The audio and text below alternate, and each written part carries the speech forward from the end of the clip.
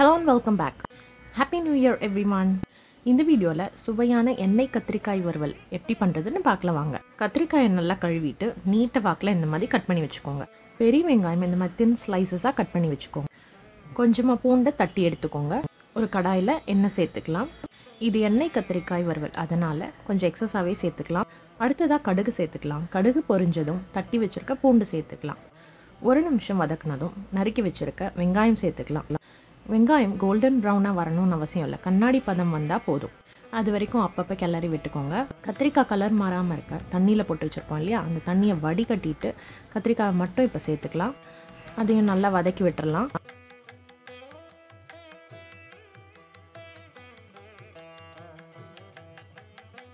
இப்போ தேவையான பொடி வகைகள்லாம் சேர்த்துக்கலாம்.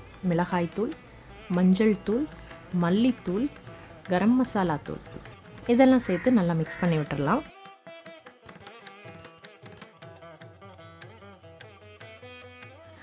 அடுத்ததாக உப்பு சேர்த்துக்கலாம்.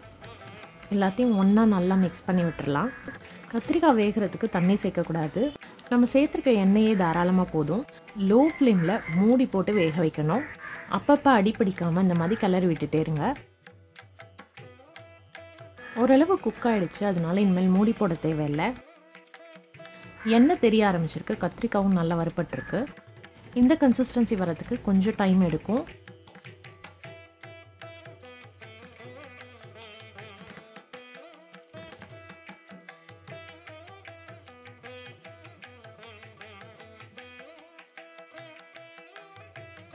கத்திரிக்காய் நல்லா குக் ஆகிடுச்சு. இப்போ 2 ஸ்பூன் அரிசி மாவு சேர்த்துக்கலாம்.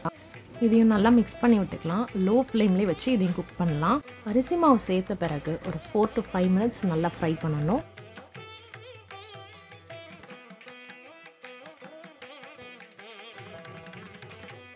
ரொம்ப டேஸ்டான எண்ணெய் கத்திரிக்காய் வறுவல் ரெடி ஆயிடுச்சு. இதை சாம்பார் சாதம், தயிர் சாதம், பருப்பு சாதம், ரசம் சாதம் இது கூட வச்சு சாப்பிடும்போது ரொம்ப சுவையாக இருக்கும். அப்படியே நீங்கள் அதை சுடு சாதத்துலேயும் பரட்டி சாப்பிட்லாம், ரொம்ப சுவையாக இருக்கும். கண்டிப்பாக ட்ரை பண்ணி பார்த்துட்டு எப்படி இருந்ததுன்னு கமெண்ட் பண்ணுங்கள்.